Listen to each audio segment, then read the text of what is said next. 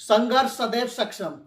हमारी महाभारत और गीता में लिखा है कि अगर कोई संघर्ष करेगा तो उसे जरूर सफलता मिलेगी, उसे सफल होने से कोई भी कठिनाई रोक नहीं सकती। तो ऐसा ही एक जीता जागता उदाहरण हमें मिला है अपने रॉकी भाई यश से, क्योंकि उनका 2 दिन पहले एक इंटरव्यू हुआ है, उसमें उनसे हमें एक बहुत बड़ा मैसेज मिला है कि वो अपनी बिल्कुल एक निजी जिंदगी के बारे में उन्होंने बताया है और उसमें कहा है कि हम बिल्कुल डाउन टू अर्थ, मतलब कि हमें जमीन से जुड़ा रहना चाहिए, हमें कभी अपनी स्थिति नहीं भूलनी चाहिए जो हम पहले थे, चाहे हम कितने बड़े स्टार बन जाएं। तो गाइस, इस रिव्यू में आपको हम बताएंगे कि हमारे यश भाई ने, रॉकी भाई ने क्या क्या कहा है और क्या वो करेंगे आगे अपने जीवन में, उनकी क्या क्या अपडेट रहेंगी केजीएफ चैप्टर 3 के लिए और भी काफी मूवीज के लिए, डायरेक्टर्स के लिए और उनकी निजी जिंदगी के लिए, अपने परिवार के लिए।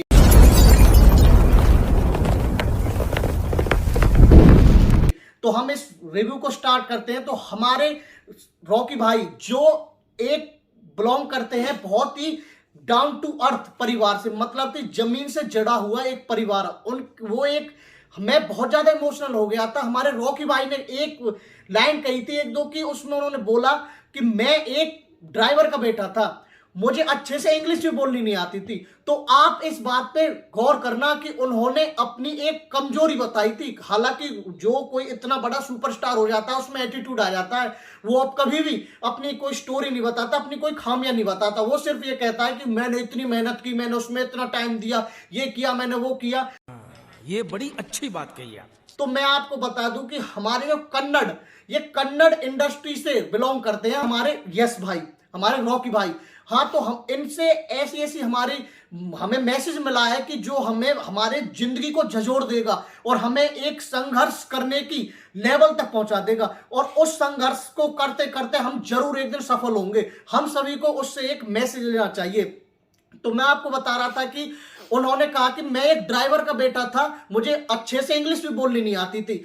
इंग्लिश के साथ साथ उन्होंने बताया कि मुझे इतना मिडिल परिवार, इतना गरीब फैमिली से हम बिलोंग करते थे कि हमारे जो अच्छे से हमारी ना तो परवरिश हो पाई है, पर फिर भी हमारे पिताजी ने हमें बहुत कुछ दिया है। और पहले हमें इतना कोई नहीं जानता था, अब हमारे केजीएफ के बाद मैं इतना बड़ा सुपरस्टार बना हूं तो सिर्फ और सिर्फ मैंने केजीएफ को अपनी को 7 साल दिए अपने जीवन के। इस केजीएफ में मैंने अपनी चाल, मतलब कि चलने की स्टाइल को, अपने हेयर बढ़ाए हैं, अपनी बियर्ड बढ़ाई है और भी काफी ऐसे अपने अंदर चेंजिंग की है, जिससे मैं एक इस मुकाम पर आज खड़ा हूं। तो मुकाम पे खड़े होने के बावजूद भी वो ये कहते हैं कि हमें अपनी स्थिति नहीं भूलनी चाहिए, मतलब कि हमें अपने डाउन टू अर्थ रहना चाहिए, हमें अपनी जमीन से जुड़ा रहना चाहिए कि कोई कितना ही बड़ा सुपरस्टार बन जाए।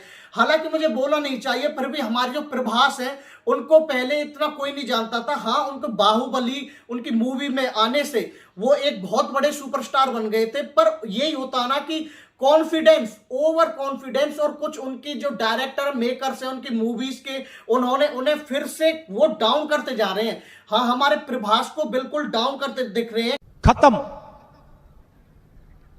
Bye bye. क्योंकि आपने अभी एक एग्जांपल देखा होगा रिसेंटली, उनकी एक आदि पुरुष मूवी जो हमारे श्री राम पर बनने जा रही है, जिसमें वो हमारे श्री राम का कैरेक्टर निभा रहे थे, पर उस मूवी को पोस्टपोन्ड होता दिख रहा है हमें।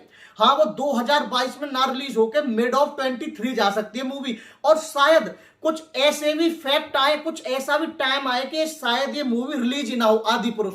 तो इसी को कहते हैं कि किसी को भी ओवर कॉन्फिडेंस नहीं होना चाहिए। हम भी एक मिडिल फैमिली से बिलोंग करते हैं, हमें भी पता है कि हमें एक, बहुत लोगों में एटीट्यूड आ जाता है, उस एटीट्यूड को बिल्कुल अपना हमें एक एम बनाना चाहिए, उस एटीट्यूड को हमें दिखाना नहीं चाहिए। अब हमारे रॉकी भाई, उन्होंने केजीएफ चैप्टर 3 के बारे में बात की, उन्होंने कहा है कि केजीएफ चैप्टर 3 को मैं अब नहीं करूंगा।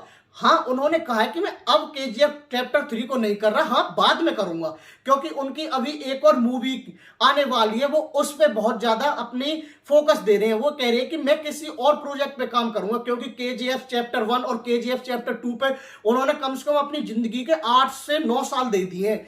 तो वो कहते हैं कि मुझे अब थोड़ा सा अपने परिवार के साथ भी रहना है, अपने परिवार के साथ टाइम स्पेंड करना अच्छा लगता है। और भी उन्होंने केजीएफ चैप्टर 3, आप ये लगा लो कि उस टाइम टाइम ये कम से कम 2024 के एंड में 2025 में आपको देखने को मिलेगी। हाँ, ये मिलेगी जरूर।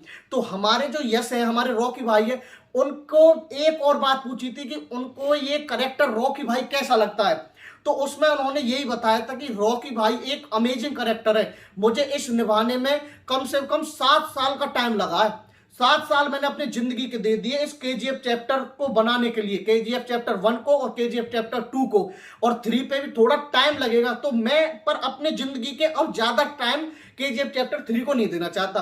क्यों? क्योंकि मैंने अपने 7, 8, 9 साल में इतना उस केजीएफ चैप्टर 3 के रॉकी भाई करेक्टर को गेन कर लिया है कि उसकी कैसे उसको मतलब रिप्रेजेंट करना है ऑडियंस के सामने, जिससे कि अभी आप एक बात बताइए कि ऑडियंस है, हम उनके ऑडियंस है, हम उनके फैन है। अब उनके और ज्यादा हम बड़े फैन हो गए, क्योंकि उनकी ऐसी ऐसी बातों को सुन करके, उनके इतने इतने डीप मैसेजों को सुन करके।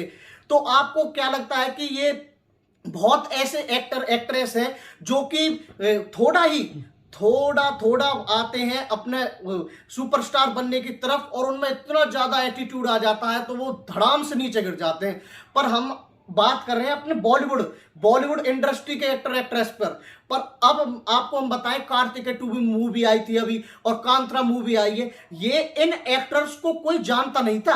इन एक्टर्स ने अपनी कामयाबी अपने मतलब कि एटीट्यूड को दबा के और उस पर काम करके अपने आप को निखारा है। हाँ, तो अब मैं आपको यही कहूंगा कि इनके जो हमारे ये यस भाई है, रॉकी भाई है, इनका जो इंटरव्यू हुआ है उससे हमें यही मैसेज मिलता है कि हमें हमेशा संघर्ष करता रहना चाहिए। हमें संघर्ष करते रहेंगे हम, तो हमें सफलता एक ना एक दिन जरूर मिलेगी। तो गाइस, आपको ये रॉकी भाई का इंटरव्यू रिव्यू कैसा लगा तो कमेंट में जाकर जरूर बताना, और अगर आपने चैनल को सब्सक्राइब नहीं किया तो चैनल को सब्सक्राइब करें, वीडियो को लाइक करें। तब तक के लिए जय हिंद, जय भारत, थैंक यू।